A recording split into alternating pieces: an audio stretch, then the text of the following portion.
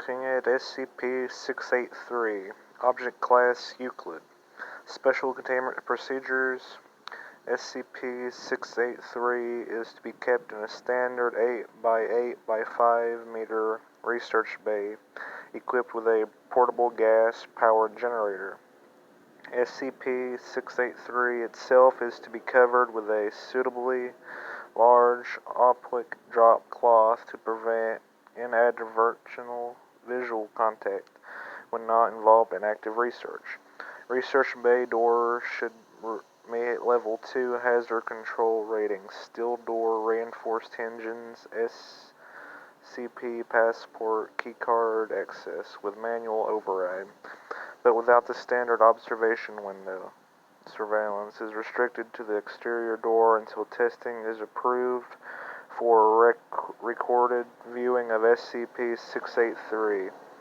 No guards should be posted unless approved by Level 3 or higher administrative staff, again to prevent possible inadvertent visual contact.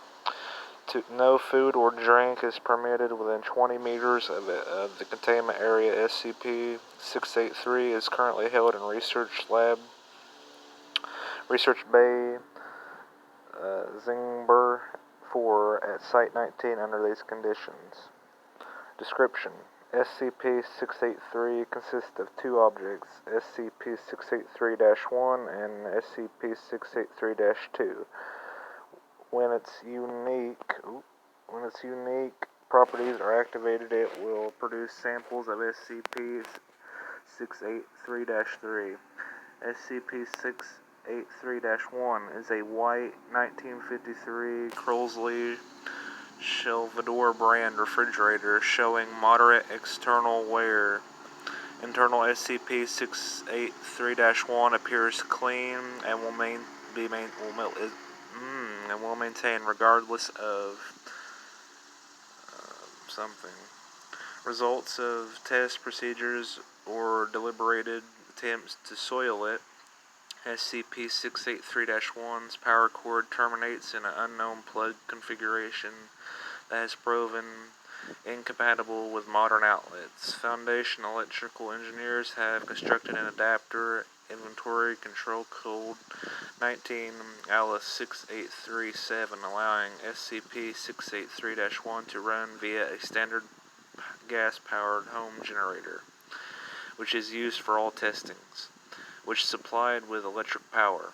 SCP-683-1 functions adequately as a refrigerator unit.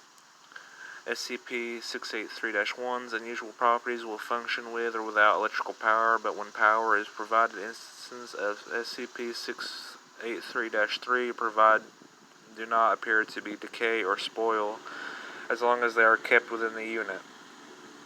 SCP-683-2 is a child's age approximately between 5 and 7 years, drawing on standard 8.5 by 11 white paper, orientated as a landscape and affixed by unknown means to SCP-683-1's interior. SCP-683-2 appears to be been created with pencil and felt pen, showing evidence of moderate water damage at some point in its past. The drawing depicts a mountainous exterior landscape with a anthropomorphic sun, a house, a well, a dog, and various vegetation, and a central figure which appears to be wearing a chef's tunic. I don't know what that is.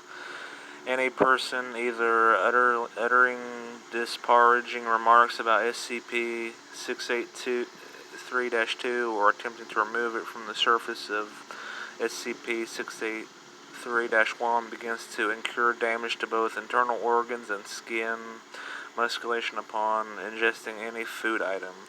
The damage manifests as the excision of tissue from various locations of the body equal in mass to the food ingested. This effect ceases once the victims have ingested 42 kilograms worth of food and an equal amount of tissue has been excised through observably painful tissues is excised seemingly instantaneously following each bite of food, and has yet to strike any internal structures that would cause the death of subject before the 0.42 kilogram threshold is met. All subjects have expired within 26 days of incision. Once the 0.42 kilogram excision of tissue is complete, a brown lunch-style paper bag, hereafter SCP-683-3, will appear in the interior of SCP-683-1. SCP-683-3 has consistently been labeled with the name Eric. Text appears symmetrically in capital letters printed in black ink. Writing style appears consistent with each sample of SCP-683-3, which each appearing SCP-683-3 has contained the following: a sandwich consisting of 2 pieces of white bread with the crust removed, and 0.21 kilograms of various excised flesh and viscera. DNA analysis have confirmed it to be that the subject who last disparaged or attempted to remove SCP-683-2, a plastic zip-top bag containing 0.21 kilograms of various excised flesh and viscera. DNA analysis has again confirmed it to be that of the subjects who last disparaged or attempted to remove SCP-68-2. A plastic Ziploc bag containing 3 chocolate chip cookies, measuring approximately 9 centimeters in diameter. Testing shows no abnormalities or traces of DNA.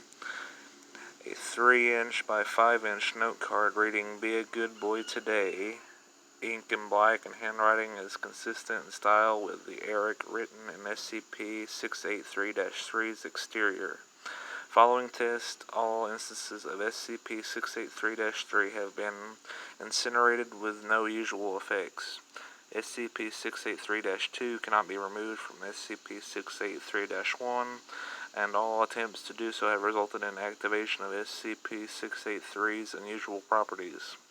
Without any attempt to remove it, SCP-68-2 has been set alight and incinerated via a simple match on 3 occasions, but has returned to the unusual properties without any attempts to remove it. I forgot to do that.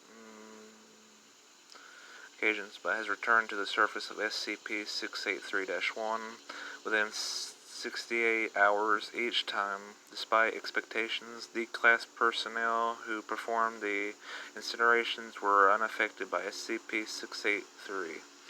If multiple subjects disparage or attempt to remove SCP-683-2 at one time, only the first subject to do so experiences its effect. No further subjects have been affected until the production of the instance of SCP-683-3. Subjects who fast following removal attempts or disparaging of SCP-683-2 are unaffected until they attempt to ingest food. To date, 2 subjects have starved themselves to death without suffering any effect of SCP-683. Subjects fed intraversally following removal attempts or disparaging of SCP-683-2 have been affected as if it was consuming solid foods. Discovery: SCP-683 was discovered in a storage unit adjacent to the home of one Yalda of Washington, a collector of vintage refrigerators and refurbishers. Miss claims to have found SCP-683 unattached on a street corner in late July 19. Her nephew, who reported help her move the item, died 2 weeks following the move.